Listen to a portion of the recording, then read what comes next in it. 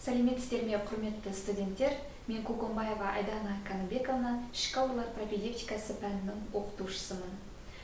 Бүгінгі біздің тақырыбымыз сүйек бұлшығы және дәнекер ұлпа ауруларында мергер ісін ұйымдастыру тақырыбына тоқталамыз. Тақырып бойынша жоспарға келетін болсақ, біріншіден сүйек бұлшығы және дәнекер ұлпа ауруларының кіріспесіне, екіншіден сүйек бұлшығы және дәнекер ұлпа ауруларының мергер ісін ұйымдастыруына, сонымен қатар сүйек бұлшығы дәнекер ұлпа ауруларының субъективті, объективті қосымша тексеру әдістеріне тоқталатын боламыз. Жалпы сүйек бұлшығы және дәнекер ұлпа аурулары аутоиммунды аурулардың қатарына жатады. Аутоиммунды аурулар дегеніміз организмнің өз тіндеріне қарсы бағытталған антиденелердің түзілуінен туындайтын ауру.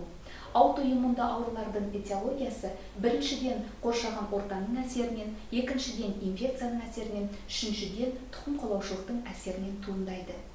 Сүйек және бұлшығы дәнекер ұлпа ауруларын коллагеноздар тобына да жатқызуымызға болады. Коллагеноздардың тобының ауруларына біріншіден ревматоидтық артрит, жүйелі қызыл жегі, жүйелі склеродермия, дерматомиозит ауруларын жатқызуымызға болады. Коллагеноздар тобын толығымен қарастырып шығу үшін біз мергер ісінің негізгі 5 кезеңін жақсы білуіміз қажет. Мергер ісінің 5 кезеңінің біріншіден ақпарат жинау, екінші кезеңі диагностикалау, үшінші кезеңі жоспарды құру, төртінші кезеңі жоспарды жүзеге асыру, бесінші кезеңі бағалау кезеңдерінен тұрады.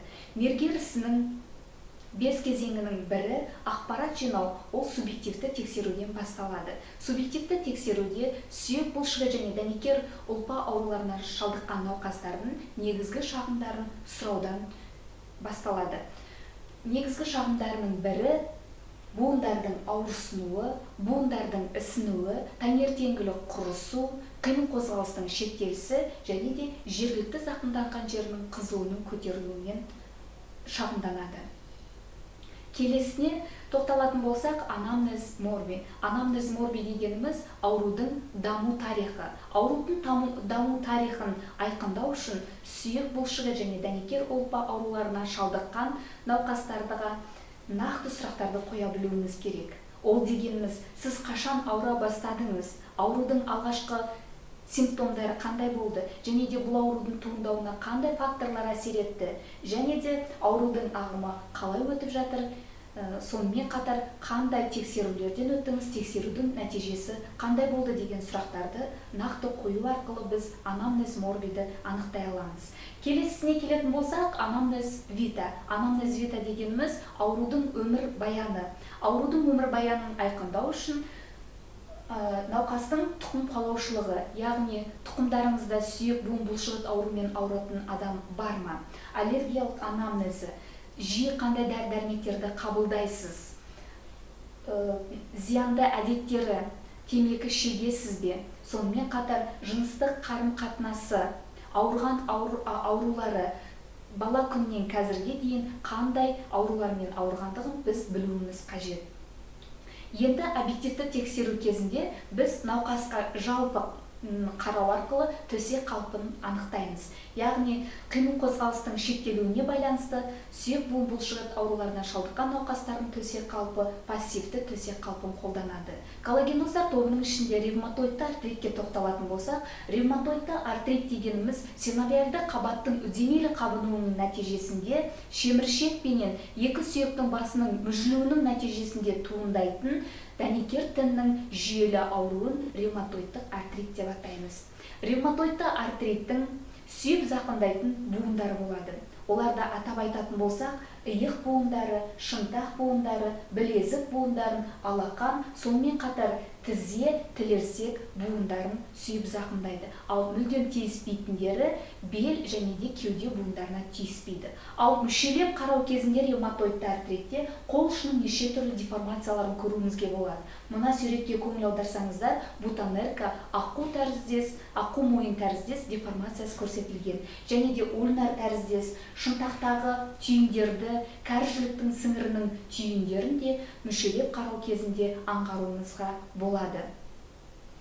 Сонымен қатар, енді ревматоидты артритте төмен түсетін болса, аяқтың бальбустық деформациясында тізенің бүгілісіндегі бейкер жылауығын, сонымен қатар бас бармақтың деформациясында көруімізге болады екен.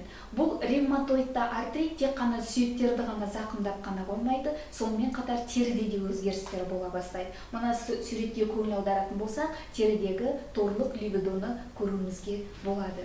Теріде емес, сонымен қатар тырнақта да өзгерістер бола бастайды. Саусақтардағы ревматоидтық түйіндерді көруімізге болады. Сүйек буын бұлшықетті, сонымен қатар жүректі де зақымдайды. Яғни мына суретте жүректің сыртқы қабаты перикардтың зақымдалуы көрсетілген. Жүрек атеросклерозы, яғни жүректі де зақымдануын көруімізге болады. Бүйректің де зақымдануын көруімізге болады. Бүйрек амилоидозы суретте көрсетілген.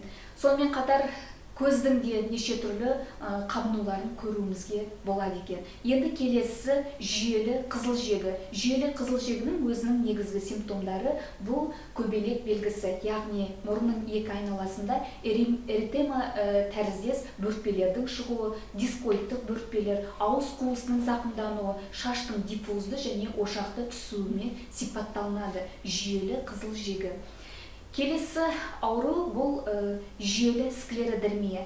5 негізгі симптом, яғни крест синдромымен сипатталынады. Онда жұмсақ тіндердегі кальциноздардың жиналуы, Рейно синдромы, эзофагит, сонымен қатар склеродактилия, телеоангиоэктазиялардың пайда болуымен сипатталынады. Жүйелі склеродермия бұл тек қана крест синдромымен ғана емес, сонымен қатар мүшелеп қарау кезінде тағы да екі белгіні айқындауымызға болады. Яғни ауыздың айналасында бүрілген қапшық тәріздес қыртысталынып, сөйлеуге икемсіз болып қалғандығын мүшелеп қарау кезінде көруімізге болады. Қолдың да тырысып, май жақ қойған тәріздес жылтырлап, икемсіз болғандығын мүшелеп қарау кезінде жүйелі склеродермияда анықтауымызға болады. Коллагеноздар тобының келесі бір түрі бұл дерматомиозит, тері мен бұлшықеттің қоса қабынуы. Бұл аурудың негізгі симптомдары көзілдірік белгісі болып табылады. Көзілдірік белгісі дегеніміз көздің жоғарғы және төменгі қабағының көзілдірік киген тәріздес қып-қызыл болып ісініп тұруынан біз аңғаруымызға болады. Гатрон симптомы, одан кейін пойтило дерматомиозит, қолдың ала-құла болуын көруімізге болады, және де саусақтардағы кальциноздарды да аңғаруымызға болады.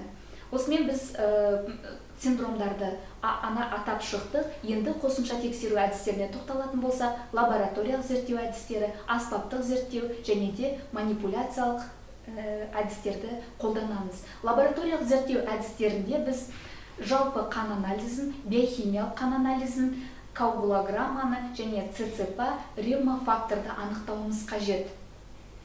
Жалпы қан анализінде барлық компоненттеріне көңіл аудармаймыз, тек қана эритроциттің тұну жылдамдығына, лейкоциттердің жалпы санына көңіл аударуымыз керек. Ал биохимиялық қан анализінде біз жалпы белокқа, сонымен қатар S-реактивті белоктың мөлшеріне көңіл аударуымыз қажет.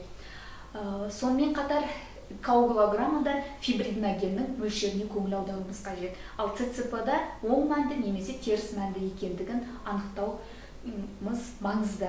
Аспаптық зерттеулерде біз ең маңыздысы рентгендік зерттеу жүргіземіз. Сонымен қатар ультрадыбыстық зерттеуді МРТ-ға, динамометрияға түсіруіміз қажет. Динамометрия дегеніміз бұлшықеттің күшінің процентін анықтау болып табылады. Осымен сүйек, бұлшықет және дәнекер ұлпа ауруларының ақпараттар легін тәмамдадым. Сіздерге үйде осы сүйек, бұлшықет және дәнекер ұлпа аурулары тақырыбы беріледі. Бұл тақырып ішкі аурулар пропедевтика және терапиядағы мергер ісі оқулығының 360 бетінде тіркелген.